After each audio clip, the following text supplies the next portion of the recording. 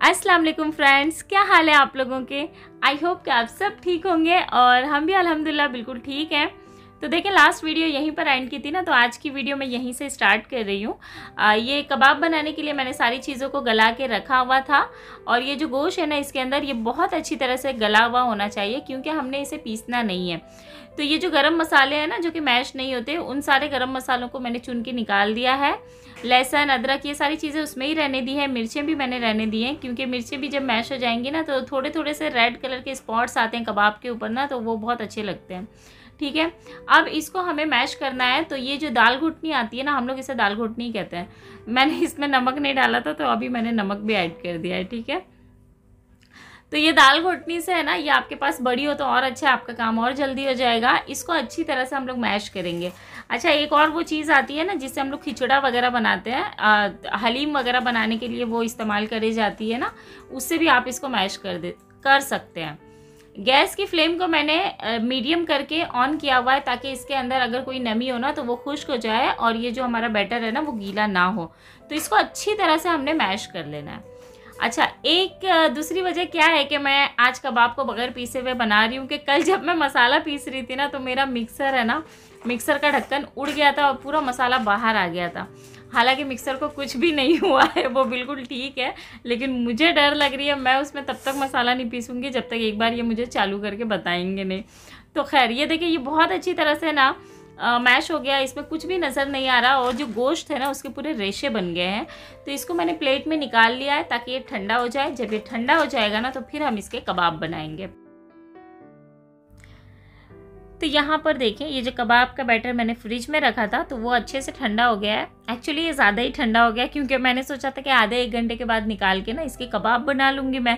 लेकिन उसके बाद है ना, हम लोगों ने खाना खा लिया और खाना खाने के बाद में फिर बच्चे चले गए साइकिल चलाने के लिए, तो ये शाम तक ना इसी तरह से फ्रिज में रह गया।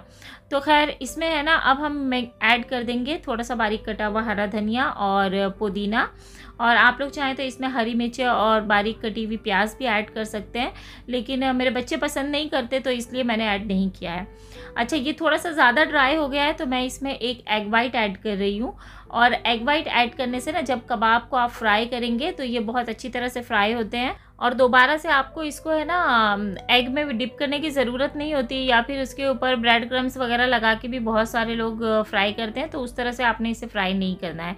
वैसे ये एग भी हम इसमें नहीं डालते हैं, लेकिन आज ये कुछ ज़्यादा ड्राई हो गया ना, इसलिए मैंने ऐड कर दिया है। और ये जो तरीका है ना कि बगैर पीसे हुए बनाने का, तो ये अब मुझे बहुत कंफर्टेबल लगता है। मुझे टेंशन नहीं होती कि मिक्सर को चलाना है, मिक्सर से ना मुझे बहुत डर लगती है।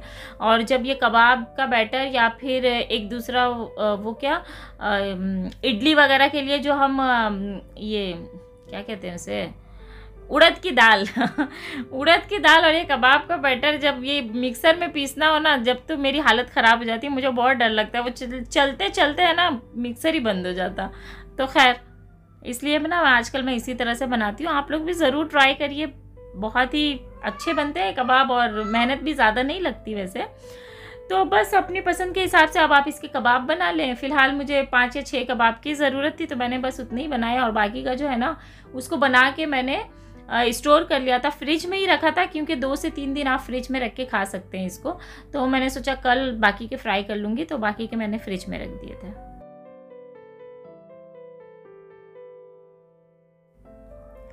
अच्छा, इन कबाब को फ्राई करने के लिए ना बहुत ज़्यादा ऑयल की ज़रूरत नहीं होती। थोड़ा सा ऑयल डाल के ना इनको शैलो फ्राई ही करना है। तो मैं ना इसे लो टू मीडियम पे रखते हुए बहुत ही स्लोली फ्राई करती हूँ ना, तो ऊपर की जो लेयर है ना, इसकी बहुत ज़्यादा क्रिस्पी हो जाती है।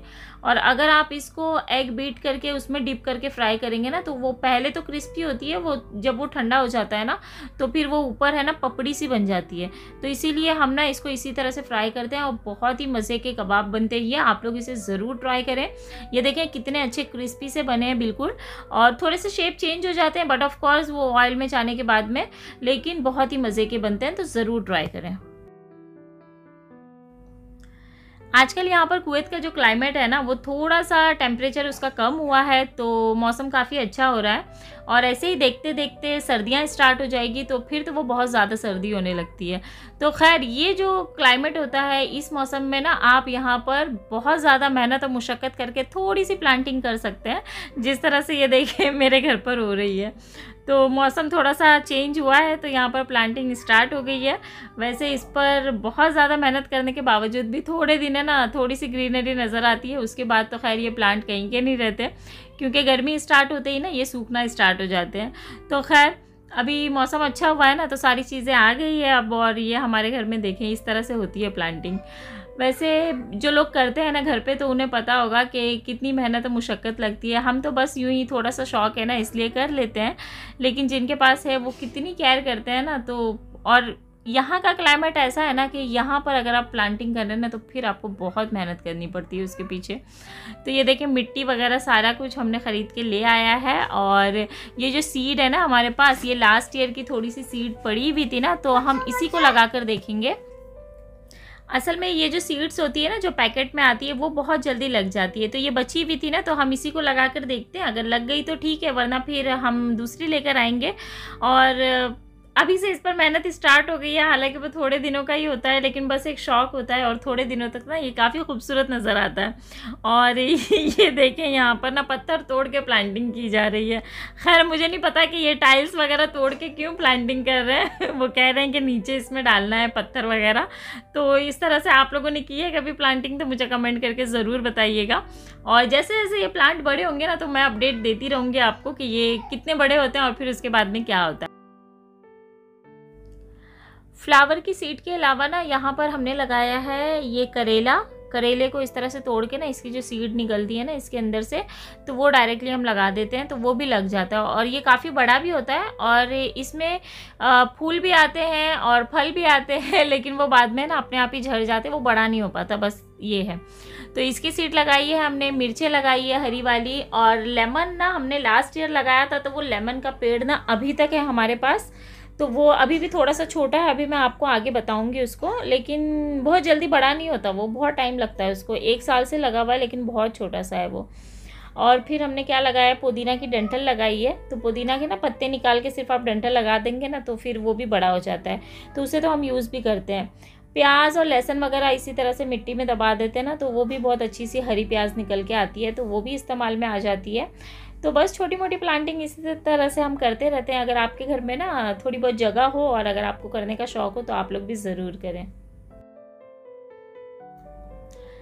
अच्छा, स्कूल फ़ीस के हवाले से जो आप लोग मुझसे क्वेश्चंस कर रहे थे ना तो वो सारे आंसर मैंने लास्ट वीडियो में दे दिया है। उसमें मैंने पूरी डिटेल शेयर की है कि यहाँ पर स्कूल में क्या फ़ीस होती है।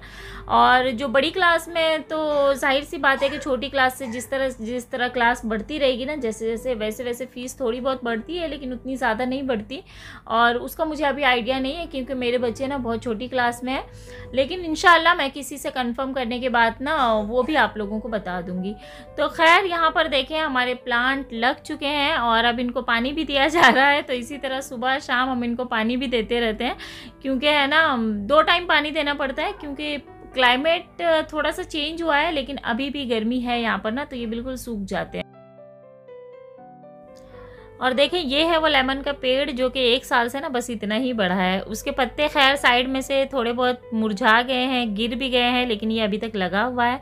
तो खैर इस वीडियो को मैं यहीं पर एंड करती हूँ और उम्मीद करती हूँ कि आपको ये पसंद आई हो। तो फिर मिलते हैं आपसे नेक्स्ट व्लॉग में, जब तक कि अपना ख्याल रखें, दुआओं में याद रखें। अल्लाह हाफिज़।